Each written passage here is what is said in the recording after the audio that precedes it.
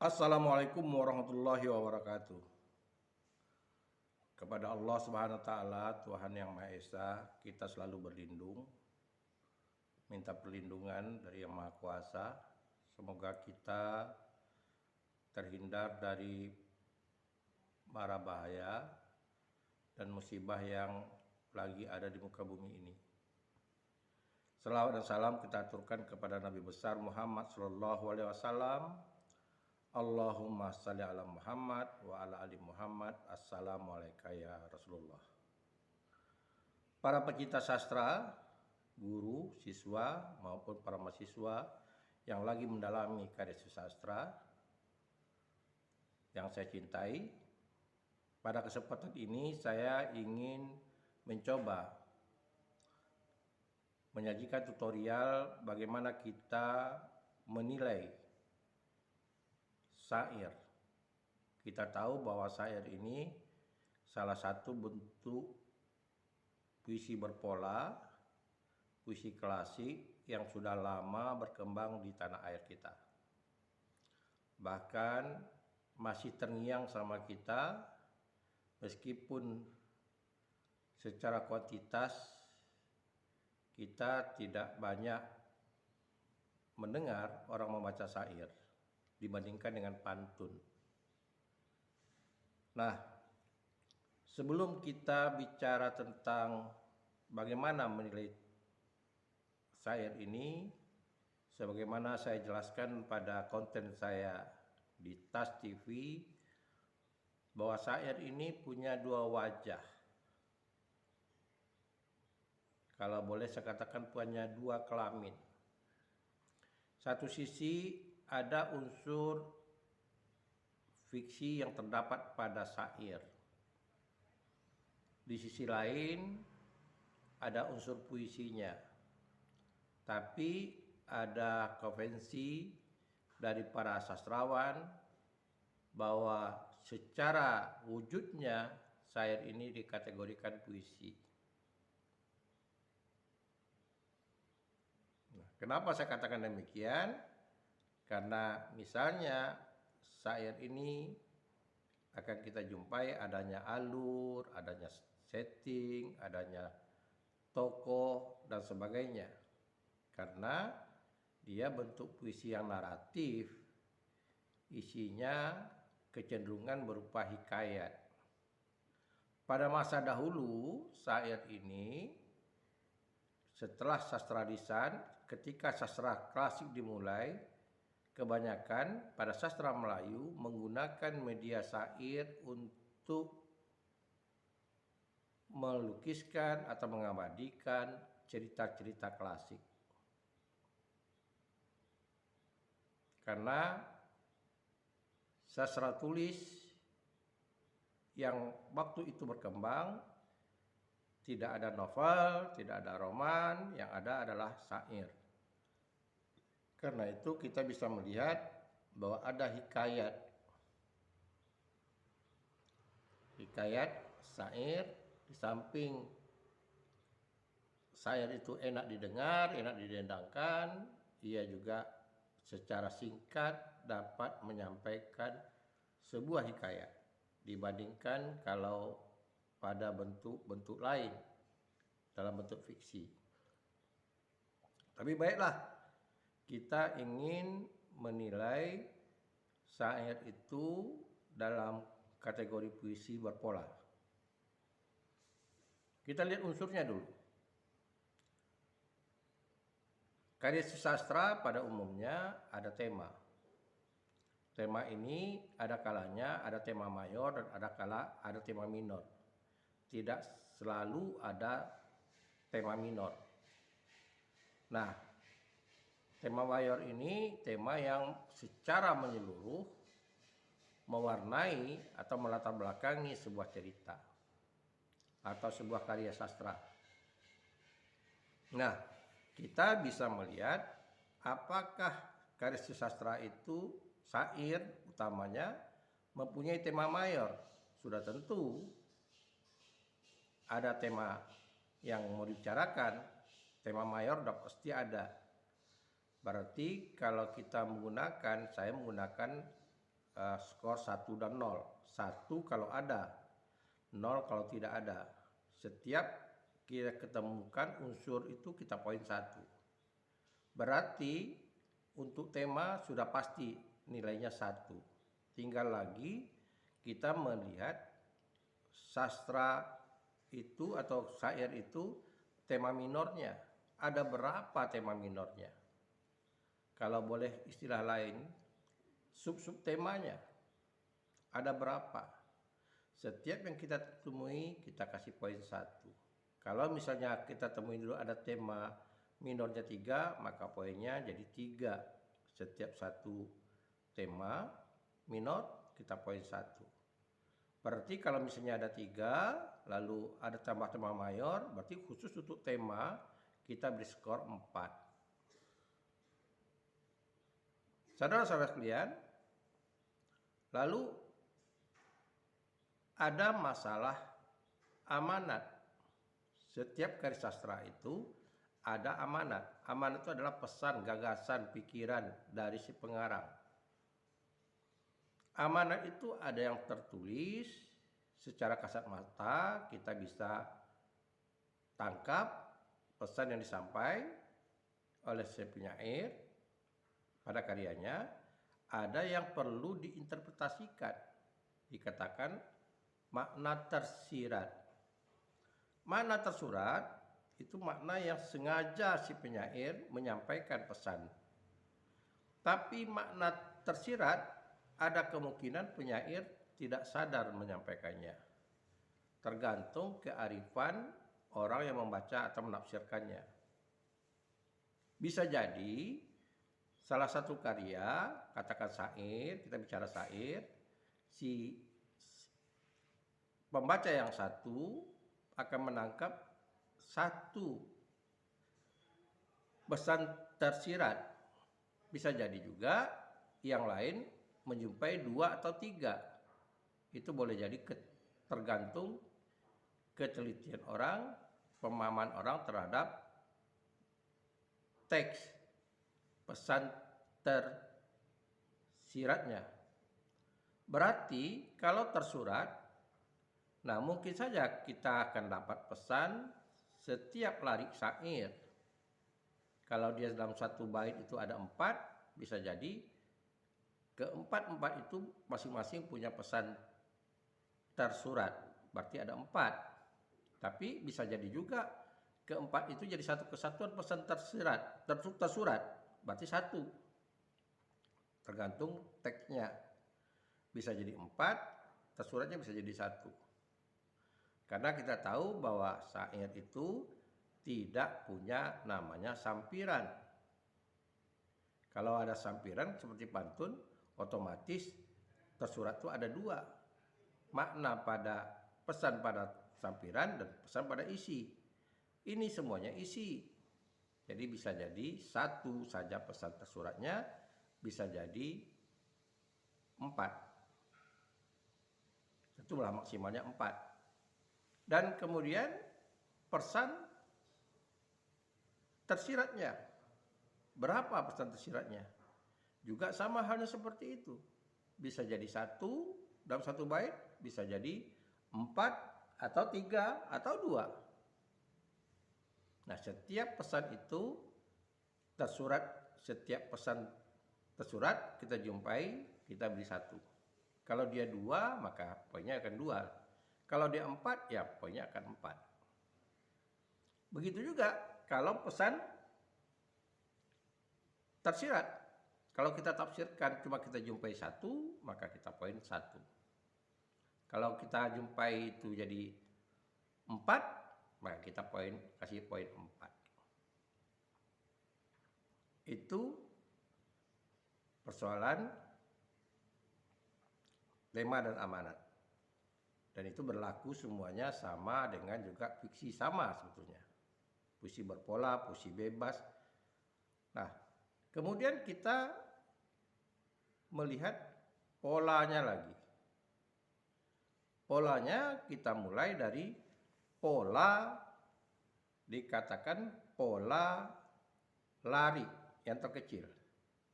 Pola lari ini kecenderungan puisi berpola seperti pada konten sebelumnya di Tas TV saya jelaskan bahwa puisi berpola itu kecenderungan memiliki atau terdiri dari 4 hingga 5 kata atau dikonvensikan menjadi 8 hingga 12 suku kata. Nah, boleh jadi kedua-duanya dipakai atau satu saja. Asal tekan satu saja memenuhi kategori, misalnya kita menjumpai suku katanya di antara 8 hingga 12. Maka kita tidak perlu lagi membicarakan tentang kata. Atau kita menjumpai kata berkisar 4 hingga 5. Maka kita tidak perlu lagi menghitung suku katanya. Nah, itu tentu setiap pola lari, kalau dia hanya 4 baris, kita hitung 1 poin kalau dia memenuhi syarat. Tapi kalau tidak memenuhi syarat, maka nilainya 0. Berarti satu bait ada kemungkinan pola larinya itu nilainya 4 tertinggi. Tertingginya 4, maksimalnya 4. Kalau semua lari itu memenuhi syarat. Lalu meningkat lagi kita ke pola bait. Pola bait. Nah, pola bait ini tentu jumlah baitnya tak perlu kita bicarakan lagi. Poinnya bait itu larinya 4. Udah otomatis gak mungkin bait syair itu 5. Nah, kita tidak menulis tentang, tidak memberi poin tentang jumlah larinya dalam satu bait. Nah, yang kita nilai itu adalah kita tahu bahwa bait dalam puisi itu kalau kita asumsikan sama dengan paragraf dalam bentuk karya fiksi. Karena itu kita bisa melakukan atau menerapkan hukum paragraf pada fiksi pada bait ini. Apa hukumnya itu? Bait yang baik yang pertama adalah unity, satu kesatuan ide. Nah, begitu juga kita lihat pada sebuah paragraf, satu kesatuan ide. Jadi satu bait dia bicarakan satu ide, bukan 2 ide. Yang kedua, bait itu harus unity. Larik per larik itu unity. Di dalam paragraf kita mengenal langkah membuat sebuah paragraf yang unity itu menggunakan kata kunci pada kalimat berikutnya. Jadi karena dia berupa kalimat, maka ada kata kunci dari sebuah kalimat kita gunakan. Kemudian gunakan kata ganti supaya tidak terjadi kekakuan pada langkah berikutnya. Kemudian gunakan kata transisi. Itu berlaku pada paragraf.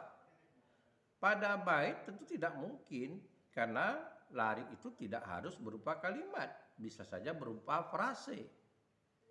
Nah, kita lihat yang pertama dikatakan unity itu adalah bagaimana kita melihat satu kesatuan ide. Kalau kita katakan bicarakan tentang alur, maka satu tahapan alur. Kalau idenya itu mengenalkan tokoh, preposisi misalnya, maka satu kesatuan paragraf bait itu hanya bicarakan tentang pengenalan. Sementara koheren, seperti saya katakan tadi, untuk kekompakan koheren kita tidak bisa menggunakan istilah aturan karya fiksi. Tidak bisa. Yaitu menggunakan kata kunci, gunakan kata ganti, gunakan kata transisi. Tapi secara implisit larik per larik itu dia jadi satu kesatuan. Karena yang dibicarakan itu berkelanjutan masalah, kalau tadi kita katakan proposisi masalah pengenalan, ya kita satu kesatuan bicara tentang masalah pengenalan. Jadi koherennya bisa secara eksplisit kita lihat, bisa secara implisit. Tapi cenderung pada syair koheren itu secara implisit larik per larik itu menjadi satu kesatuan. Yang jelas rima akhir itu mengikat jadi satu kesatuan. Mengikat jadi satu kesatuan. Nah, berarti ada dua komponen yang kita nilai. Yang pertama unity, yang kedua koheren. Artinya dalam satu byte itu kita bisa memberi skor satu untuk unity, satu untuk koheren. Berarti ada dua. Nah, namun perlu dijelaskan, tidak ada syair itu yang selesai pada satu bait. Syair itu dia salah satu isinya itu berupa hikayat, cerita. Yang namanya cerita ada alurnya. Nah, bisa jadi cerita itu hanya bisa selesai 5 bait atau 6 bait. Nah, oleh karena itu setiap bait kita nilai lalu kita kali kelipatannya atau kita jumlahkan semuanya. Jadi karena tidak akan selesai, syair itu di dalam satu bait tidak selesai. Saudara-saudara sekalian, nah berdasarkan itu pula kita bisa lanjutkan. Lalu apa lagi yang mau kita nilai? Yaitu rima. Rima udah jelas, rima di akhir jelas itu punya poin 1. Persamaan atau pola bunyi akhir, yaitu kecenderungan syair itu rima serangkai. Kalau ada rima bersilang atau rima patah, maka dia tidak kita kasih nilai. Tapi kalau rima serangkai berarti poinnya 1. Lalu bonusnya di mana? Kita kemungkinan bisa menjumpai rima itu seperti hanya dengan pantun, di tengah, di awal baris, atau dalam satu lari. Berarti ada 4. Bahkan ada yang rimanya bersifat asonansi atau disonansi. Bukan persamaan bunyi huruf, bunyi suku kata atau bunyi kata. Justru pemakaian vokal yang sama atau konsonan yang sama. Saya ulangi lagi, pemakaian konsonan yang sama atau vokal yang sama. Kalau konsonannya dipakai sama, kayak kaki, kaku, huruf K dipakai sama, maka dia akan kita kategorikan satu rima, kategorinya rima disonansi. Tapi kalau lari, pagi, karena itu vokalnya sama, A, I, maka kita kategorikan dia rima asonansi. Kita kasih poin 1. Jadi maksimal ada kemungkinan satu bait syair dia mendapat skor rima itu 5. Di awal, di tengah, di akhir, di satu lari, dan ada pola kata yang dipakai. Ada kemungkinan demikian maksimalnya. Saudara-saudara sekalian, berarti kita sudah bicara men-skor nilai tema, amanat, pola larik, pola bait, itu berkaitan dengan alinea, bait itu yaitu unity dan koheren, kemudian ada pola rima. Nah, kemudian secara menyeluruh kita bisa lihat alurnya. Karena dia tidak bisa berdiri sendiri, alurnya, kesinambungan alur, cerita. Nah, kita bisa melihat bagaimana alur ceritanya itu dikategorikan kemana gitu. Ya, dikategorikan kemana, apakah alur maju, alur mundur, atau alur bolak-balik. Cuma kebiasaan pada syair klasik dia menggunakan alur maju, dikategorikan orang alur tradisional. Jadi logis, alur maju. Nah, tinggal lagi bagaimana sebuah cerita itu disusun dengan rapi sehingga menarik. Nah, itu bisa kita kasih poin 1.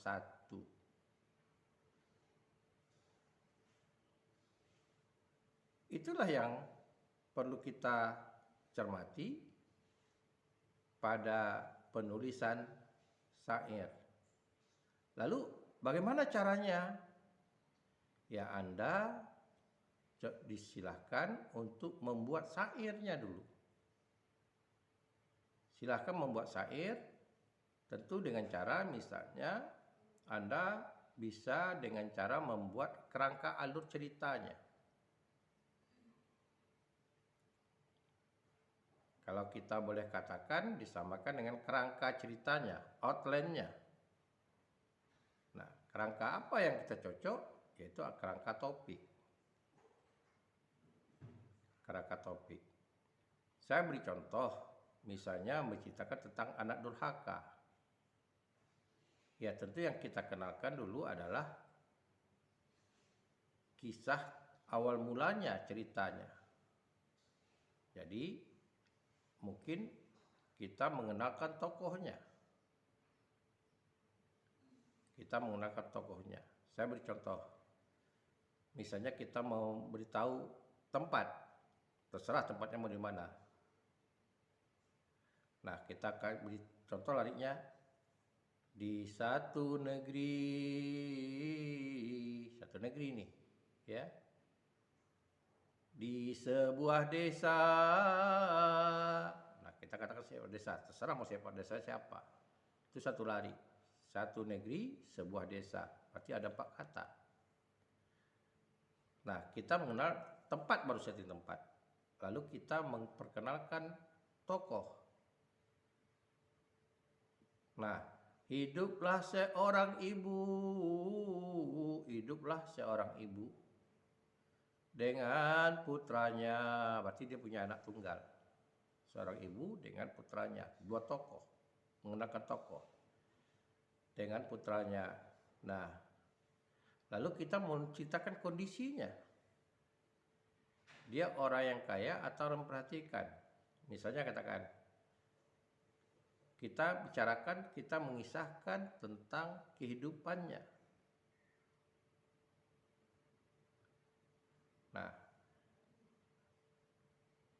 Nah, hari ke hari hidup bersahaja misalnya.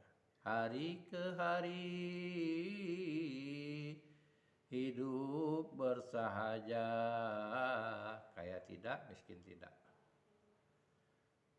Nah, lalu ingin mengubah nasib, apalah daya. Ingin dia mengubah nasib. Dinamika, ibu ini ingin mengubah nasib, apalah daya. Nah, ini kita beri contoh lariknya. Nah, ini pengenalan tokoh dengan pandangan tokoh dan tempatnya. Jadi di satu negeri, di sebuah desa, hiduplah seorang ibu dengan putranya, ya, sehari-hari, hari ke hari hidup bersahaja, ingin mengubah nasib, gak tahu bagaimana caranya. Ini contoh syair yang sederhana, kisah. Nah, dari sini kita bisa melihat pertama adalah tingkat preposisinya, pengenalannya. Pengenalan tokoh, preposisinya. Kemudian situ ada setting tempat, ada setting tokoh, ada setting waktu di sana, ya. Tapi kita tidak pedulikan unsur itu unsur fiksi. Kita tidak bicara tentang unsur itu. Jadi itu bukan bagian yang kita nilai. Yang kita nilai itu apa? Betul enggak?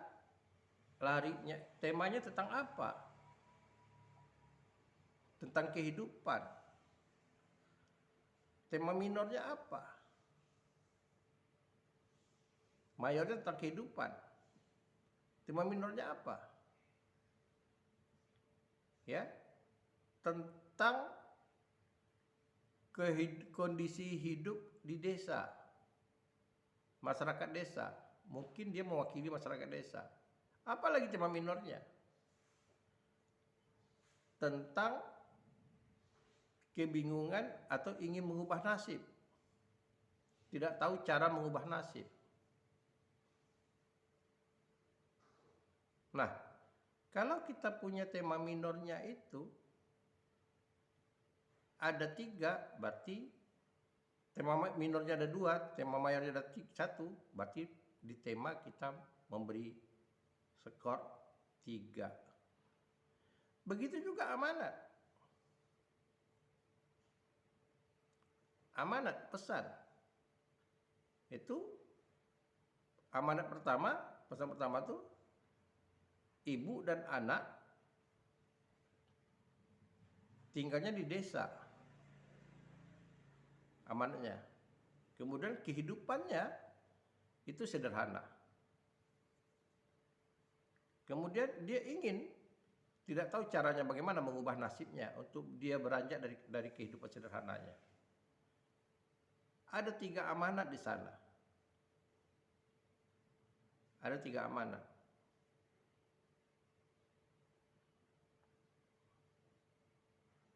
Lalu kita lihat amanat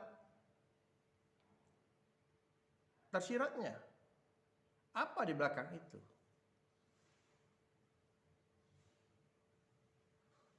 Amanat tersiratnya banyak. Ada orang yang hidupnya di desa dengan hidup bersahaja. Kemudian orang desa itu ingin melakukan perubahan nasib. Paling tidak ada 2 amanat tersiratnya yang kita tafsirkan. Berarti kalau 3 tersurat dan 2 tersirat, berarti ada 5 skor amanatnya.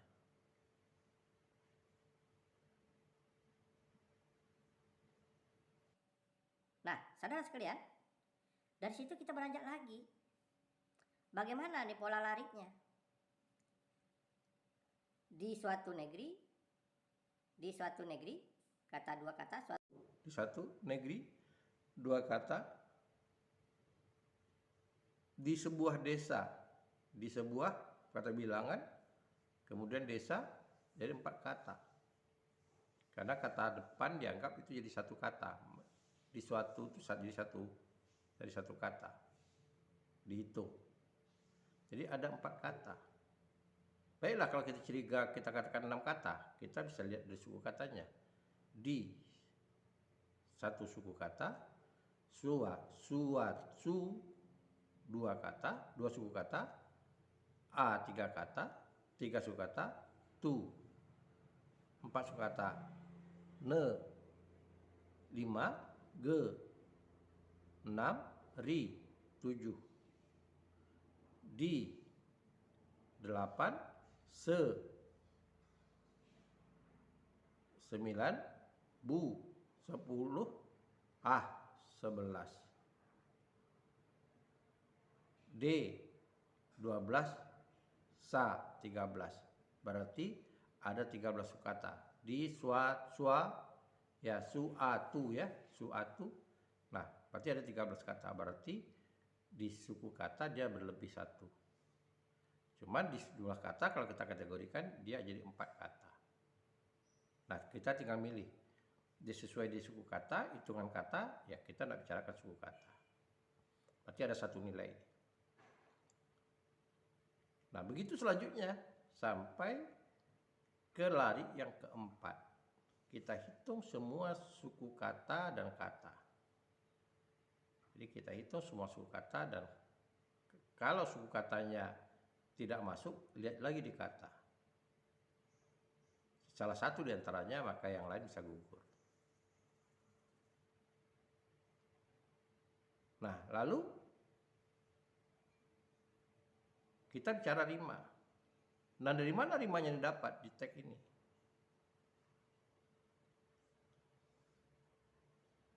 Apakah ada rima di suatu negeri, di sebuah desa, tinggallah ibu bersama putranya? Ada enggak? Kita lihat rimanya. Cermati lagi. Setiap hari di satu negeri, setiap hari. Nah, kemudian seorang ibu, kemudian dengan hidup sederhana. Lari keempat, apakah dibentuk 5? ini rimanya tidak sempurna. Begitulah selanjutnya saudara sekalian. Jadi perskoran ini pertama kita bisa lihat antar skor dibandingkan dengan bait berikutnya. Skor per item itu yang mana yang tinggi. Kalau misalnya 2 bait atau 3 bait atau ada bandingkan dengan syair lain, kita melihat misalnya skor temanya yang satu lebih tinggi dari yang lain, maka dia lebih unggul di tema. Begitu juga amanat dan lain sebagainya, perskorannya. Dan kita tidak bisa membuat total sebetulnya kalau kita untuk pembandingan. Tapi kalau untuk pencapaian poin, kita bisa menotalkan semua nilai atau skor itu misalnya dalam juri perlombaan, sehingga mana yang lebih tertinggi.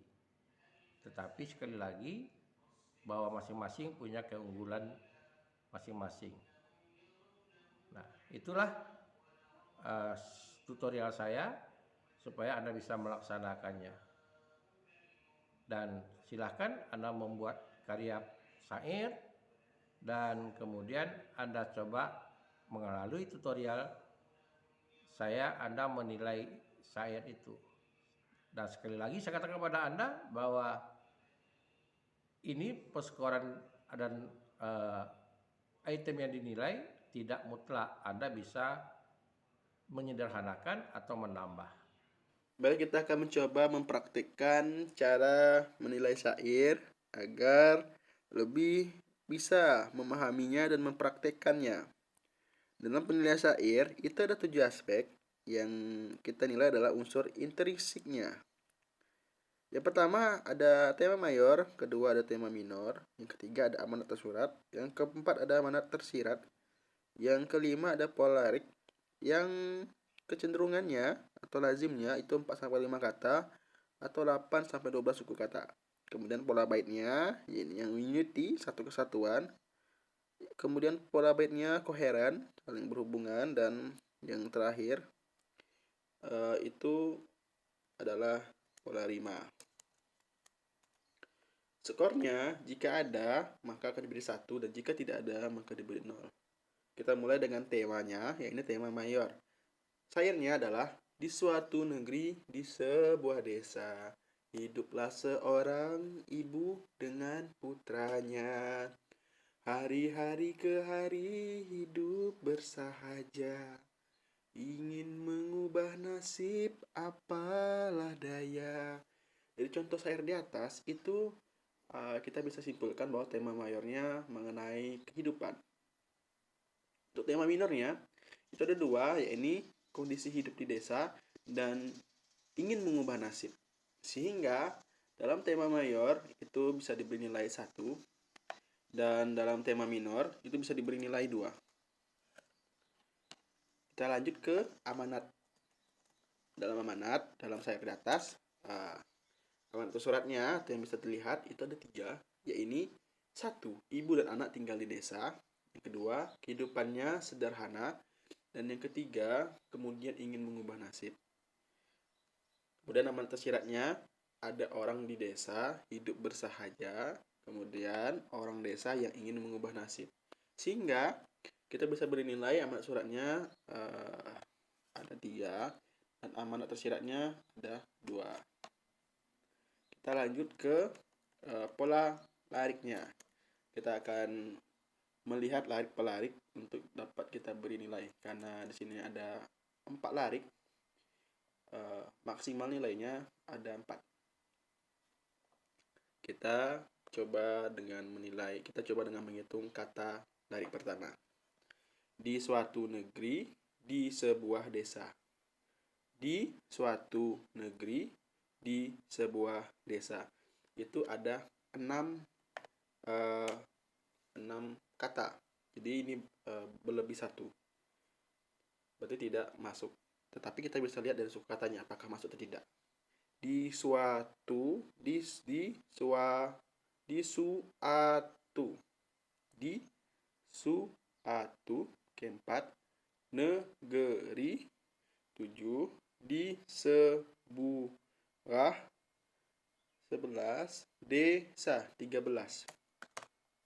Sehingga ini lebih satu juga dan tidak masuk dalam kriterianya dan mendapatkan nilai 0 atau tidak ada nilainya. Itu untuk lari pertama. Kita lanjut ke lari kedua. Lari kedua kita hitung katanya. Hiduplah seorang ibu dengan putranya. Ini 5 suku kata. Kita hitung lagi suku katanya. Hiduplah seorang ibu dengan putranya. Ya 13 suku kata, tapi katanya 5. Jadi ini masuk ke dalam kriteria. Kemudian kita masuk ke lari ketiga. Hari, kita kata dulu. Hari-hari ke hari hidup bersahaja. 5 suku kata. Kita hitung suku katanya. Hari-hari ke hari hidup bersahaja. 13 suku kata, tapi katanya 5. Sehingga masuk kriteria penilaian. Dapat bernilai 1. Kemudian kita hitung yang lari terakhir atau lari keempat. Ingin mengubah nasib apalah daya. 5. Kita hitung suku katanya.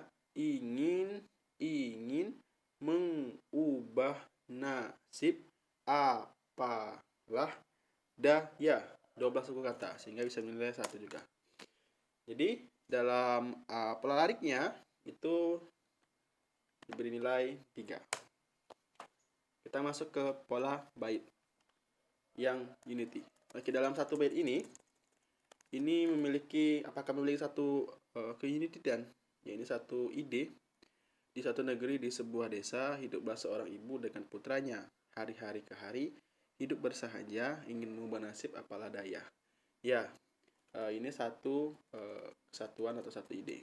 Sehingga untuk pola baitnya dapat diberi nilai 1. Kemudian untuk pola bait yang koheren, apakah ini saling menyambung dari satu lari per lari kedua dalam ceritanya tentunya atau dalam isinya. Di suatu negeri, di sebuah desa, hiduplah seorang ibu dengan putranya. Hari ke hari hidup bersahaja, ingin mengubah nasib apa daya. Ya, dapat diberi nilai 1. Kemudian untuk rimanya, kita bisa lihat untuk lari pertama. Lari pertama kita lihat rima akhirnya. Rima akhirnya adalah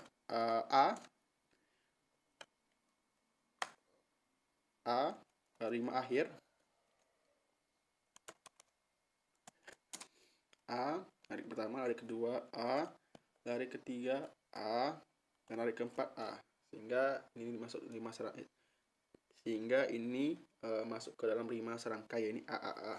Tapi dalam rima kita juga bisa melihat di tengahnya.